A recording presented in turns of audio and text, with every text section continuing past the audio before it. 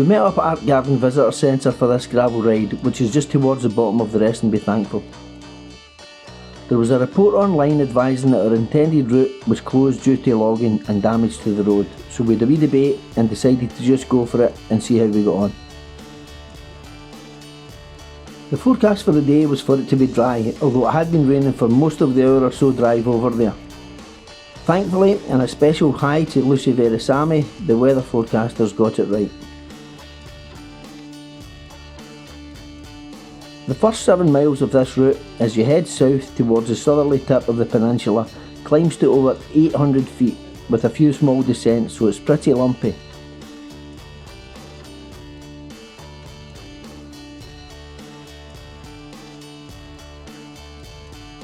After a couple of miles of climbing, you're rewarded with a lovely view down Loch Long from your elevated position.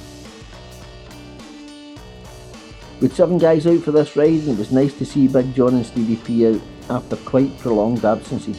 It's been a while since we've seen Cammy too, and Stevie, Chris, Stu, Nick and I completed the magnificent 7. If you're enjoying this video, please consider giving it a like and subscribing to the channel. I'm now approaching 900 subscribers, and 1000 would be a fantastic milestone to reach, so I'd be very grateful for any help in getting there. If you'd like to cycle any of the routes, you can do so by following me on Strava at Douglas Gilligan RACC and picking up the GPX files.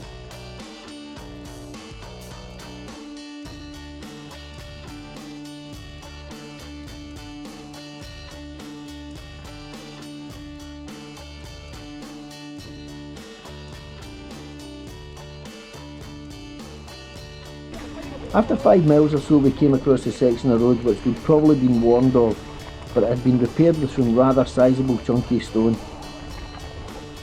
It was really filling, rattling stuff, but thankfully it only lasted for around 50 yards or so.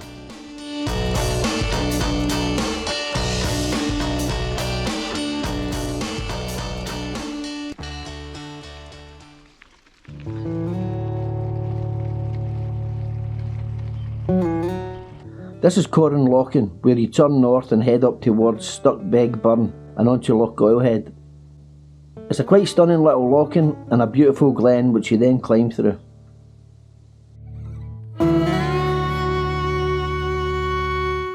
After climbing for 7 miles, we stopped for 5 minutes and enjoyed the scenery of the lochan and the glen beyond it.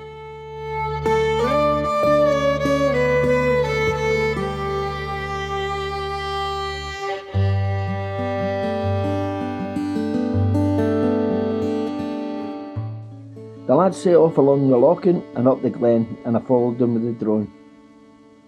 This is a beautiful setting, but the terrain gets quite technical, so you don't get too much time to admire the scenery.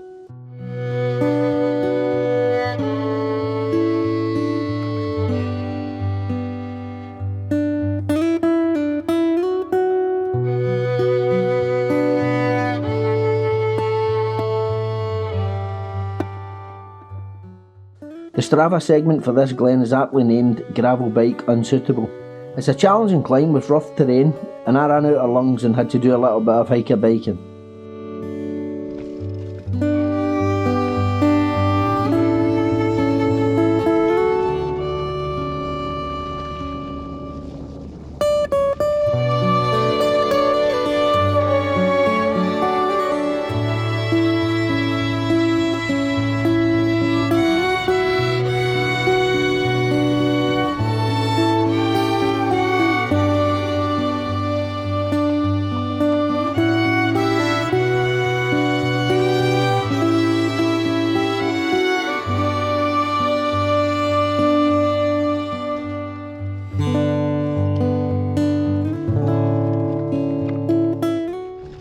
As you can see, it's quite a demanding wee track which had me gasping for breath and pushing the bike in places.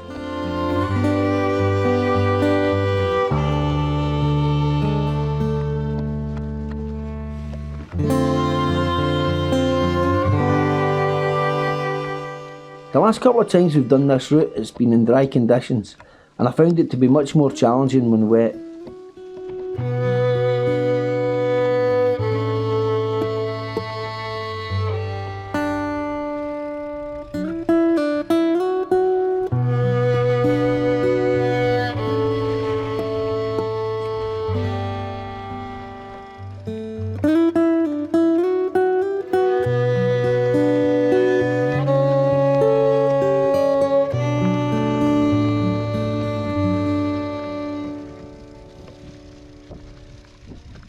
The next couple of miles or so are quite bumpy single track with some pretty gnarly rocky steep descents.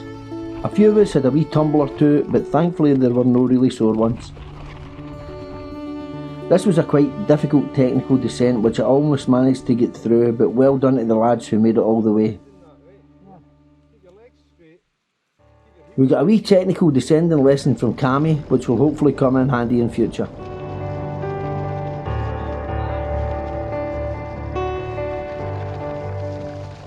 Apologies for the bouncy footage here, but this is to illustrate just how rough this section was.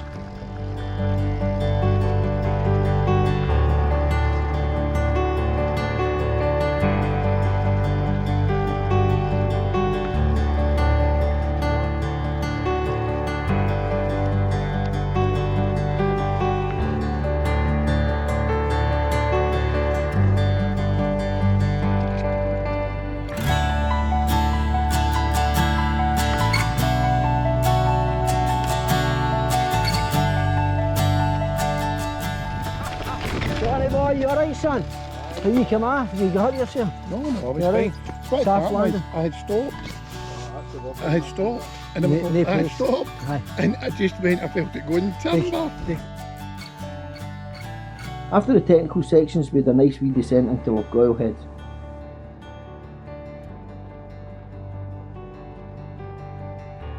We stopped into the Goyle Inn Hotel at the top of Loch Goyle for some lunch. The Cullen skink was a popular option, but a few of us settled for a tasty pint of Madry. The pea-stained hobo, aka Steerie, gave us a wee lesson on how to make your front tyre last longer than your rear one.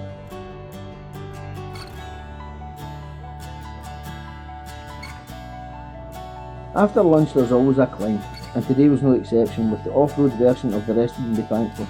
This is a 3.8 mile climb which has an average gradient of 5.5%.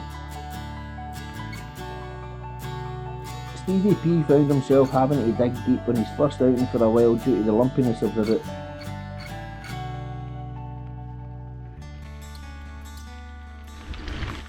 Good to see the bold Stevie P out with us again. It's been a long time. Big man's back out. Doing well. A tough day to come back to. Very climby one.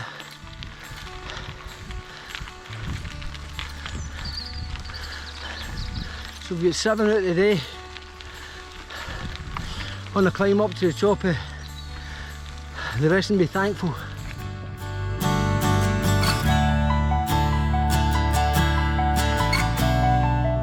This week we again had a predominantly downhill finish.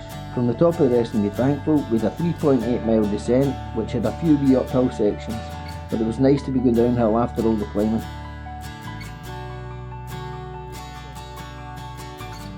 At the top of the climb, the lads cracked on and started descending before us. I'd forgotten that there were a couple of options on the descent and unfortunately the lads took the wrong route. They did make it back to the car park before us, but apparently it wasn't a particularly nice option.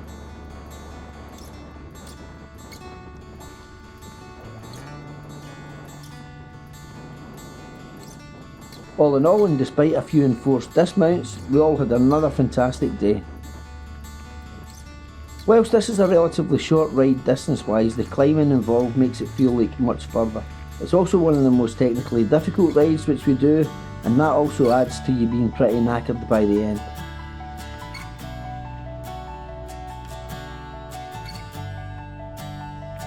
Well done, you found your way back in. Well done, lads. Well done, big man. Well done. Well done, Chris, son. Stevie boy. Stevie boy, oh, you're stuck with your lid. That's commitment. I'm pleased that we decided to chance our luck with the planned route on the day. Long live democracy and fortune favouring the bold. On the ride by the numbers, we covered 21 miles with 3,300 feet of climbing.